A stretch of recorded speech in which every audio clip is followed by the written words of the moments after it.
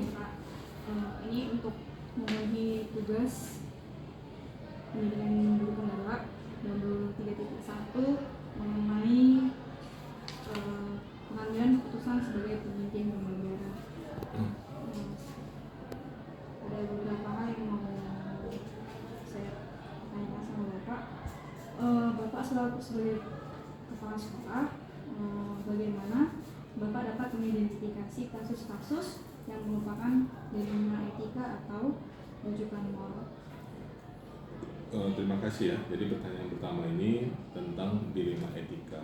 Jadi dalam hal dilema etika ini tentunya yang pertama yang harus kita perhatikan adalah paradigma dalam situasi ini. Apakah ini bertentangan dengan etika, bertentangan dengan moral? Itu yang harus kita identifikasi terlebih dahulu. Kemudian selanjutnya baru nanti kita pengambilan keputusan itu tentunya membutuhkan beberapa langkah lagi untuk pengambilan keputusan agar pengambilan keputusan yang diambil itu memang sesuai dengan apa yang terjadi pada saat itu. Terima kasih Pak. Kemudian bagaimana Bapak bisa menjalankan pengambilan keputusan di sekolah, terutama yang sama-sama ini bernilai benar-benar, kemudian sama-sama mengandung nilai kebajikan? Iya, tentunya ada beberapa langkah lah yang harus diambil ya. Yang pertama ditanyakan dalam diri sendiri, intuisi kita kan ada tentunya, apakah itu bertentangan, apakah tidak. Kemudian yang saya sebutkan di awal tadi, bahwa kita harus membaca paradigma kita, apakah nilai-nilai itu memang bertentangan dengan etika, bertentangan dengan hukum yang ada, bertentangan dengan kode etik yang ada. Kalau itu guru, tentunya harus kita membaca di situ dulu. Baik Pak. Kemudian langkah seperti apa yang Bapak lakukan?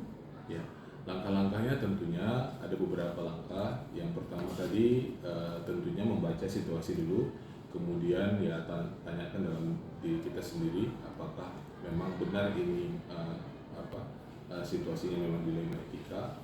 Kalau itu terjadi, tentunya saya tidak bisa sendiri, dibantu oleh wakil-wakil saya untuk memberikan pertimbangan.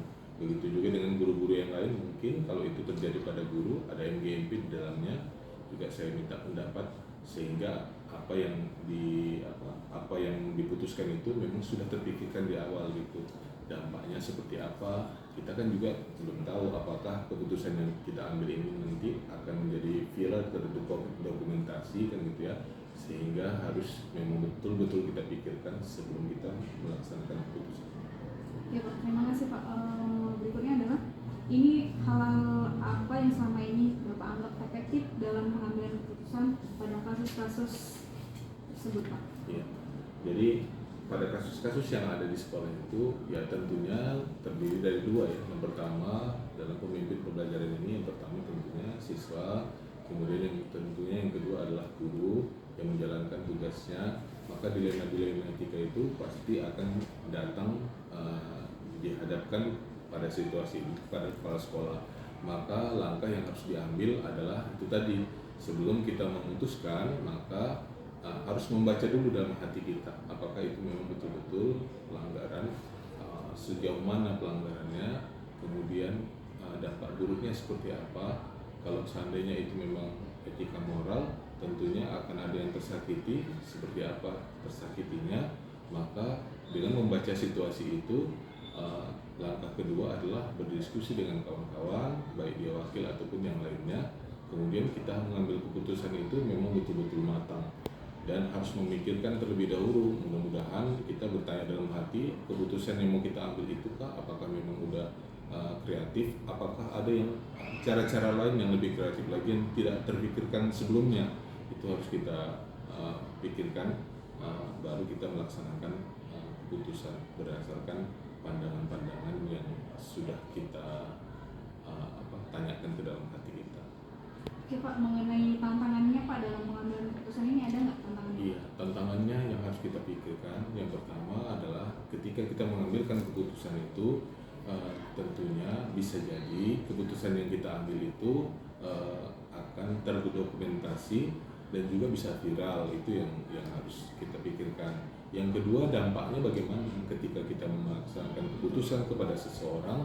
Tentunya yang diberikan keputusan itu bisa menerima, bisa tidak. dampaknya ke depan tentunya akan ada rasa tersakiti kepada yang menerima keputusan, dan bisa jadi bukan hanya satu orang, bisa jadi ada pendukung-pendukung yang lain di belakang baliknya. Namun diupayakan keputusan yang kita ambil itu memang betul-betul matang seperti itu. Oke Pak, ini Bapak dalam menyelesaikan masalah tersebut ada nggak jadwal tertentu yang Bapak buat untuk menyelesaikan masalah tersebut? Iya, tentunya jadwal yang kita ambil itu berdasarkan kesiapan diri ya, yang pertama. Setelah apa yang telah dilalui seperti langkah-langkah yang saya sebutkan sebelumnya, ya tentunya kita harus membaca dulu, yang kita ambil keputusan itu terhadap seorang itu memang sudah kita pantau jauh hari sebelumnya, karena fungsi kepala sekolah itu kan supervisi, mengawasi juga ada kan gitu ya. Jadi ketika kita dalam pantauan kita itu memang selama ini ada yang mendukung dalam keputusan itu, maka kita jadwalkan untuk pengambilan keputusan itu setelah matang semuanya. Oke Pak, dalam hal ini ada nggak yang membantu Bapak untuk mempermudah dalam mengambil keputusan? Ya, tentunya saya tidak bisa sendiri ya. Beberapa pertimbangan itu tentunya saya harus dapatkan dari wakil, kemudian pertimbangan itu saya dapatkan juga dari MGMP, saya dapatkan dari guru-guru yang lain seperti guru BK. Ya, mereka semua akan memberikan pertimbangan. Itu sangat berarti bagi saya dalam pengambilan keputusan. Baik Pak, terima kasih. Ini yang terakhir dari apa yang sudah kita bincangkan tadi, hikmah apa yang bisa Bapak ambil? Ya, yang saya ambil adalah semua keputusan itu bisa menyenangkan, bisa tidak, tergantung pada apa yang kita putuskan. Kalau yang kita putuskan itu memang sudah tepat pada langkah-langkah yang kita ambil, kita tanyakan dalam hati kita, kemudian kita bertanya paradigma apa yang kita ambil itu apakah bertentangan dengan nilai-nilai yang ada. Kalau memang itu bertentangan, maka keputusannya adalah A. Kalau memang itu mengandung kebaikan, keputusannya adalah B. Artinya hikmahnya adalah setiap keputusan itu memang harus kita tanyakan dalam hati kita dulu, kemudian harus minta pendapat dari orang lain, baru kita putuskan sehingga mendapatkan keputusan yang baik. Baik Pak, terima kasih atas waktunya. Saya ucapkan selamat bekerja pada Pak Aridi. Terima kasih juga ya, mudah-mudahan sukses.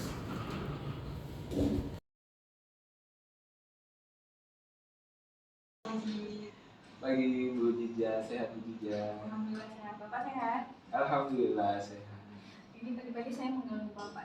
Saya mau lakukan wawancara untuk pemenuhan tugas modul 3.1 tentang pengambilan keputusan sebagai pemimpin pembelajaran. Ini ada beberapa pertanyaan yang saya sampaikan sama Bapak. Jadi yang pertama itu mengenai Bapak sebagai pimpinan atau kepala sekolah, bagaimana Bapak mengidentifikasi setiap kasus-kasus yang merupakan jaringan etika?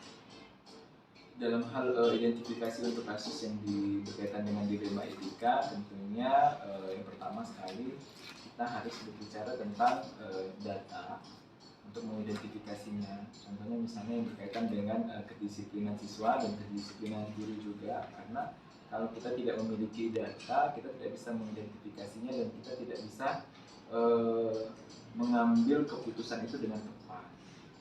Baik Pak, terima kasih Pak.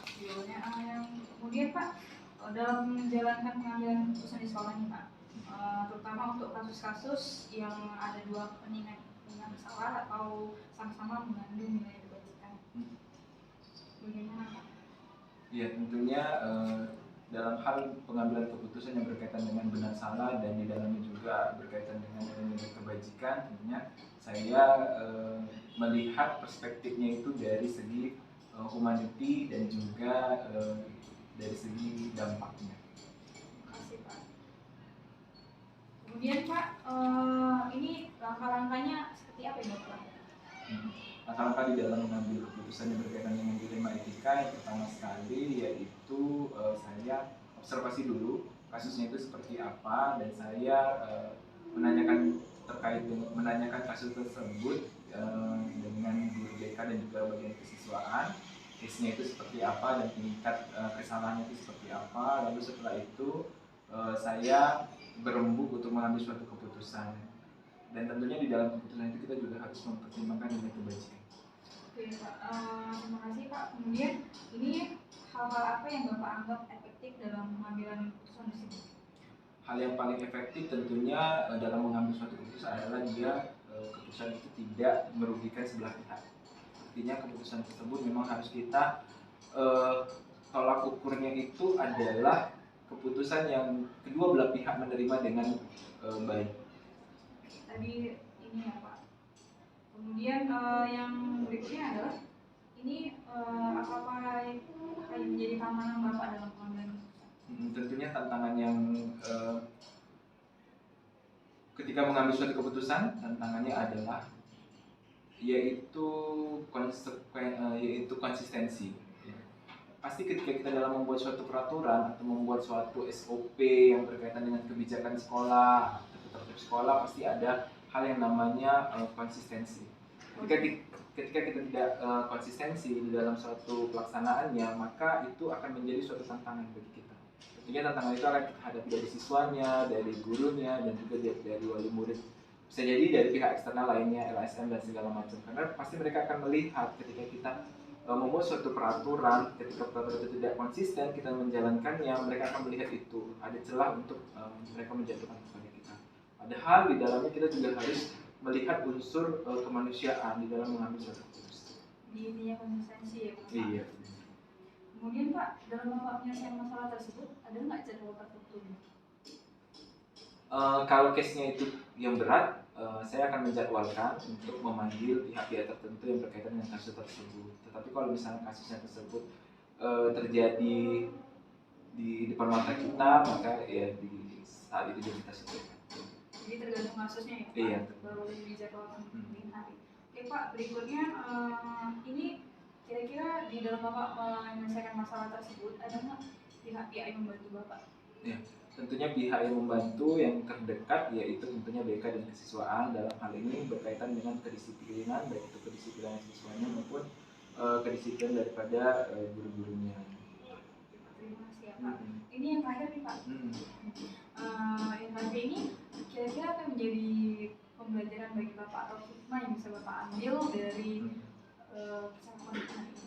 Ya, tentunya refleksi yang saya ambil terkait dengan wawancara kita pada hari ini yaitu tentunya saya senang juga diwawancari seperti ini. Artinya ini merupakan pembelajaran bagi kita bahwasanya menjadi pemimpin itu bukan berarti kita adalah yang maha benar di dalam suatu penerapan kebijakan, tetapi kita juga harus mempertimbangkan unsur-unsur tertentu yang berkaitan dengan khalayak ramai. Tentunya adalah dalam hal itu adalah kemanusiaan. Segala sesuatunya kita harus berbicara tentang humanity. Jadi humanity ya Pak. Coba sekian wawancara kita hari ini. Saya ucapkan terima kasih Bapak udah repot meluangkan waktunya untuk saya. Enggak, aman. Barangkali nanti di kemudian hari ini punya nanti bisa saya terapkan ketika saya menjadi pemimpin seperti Bapak. Terima kasih Pak. Iya, semangat selalu.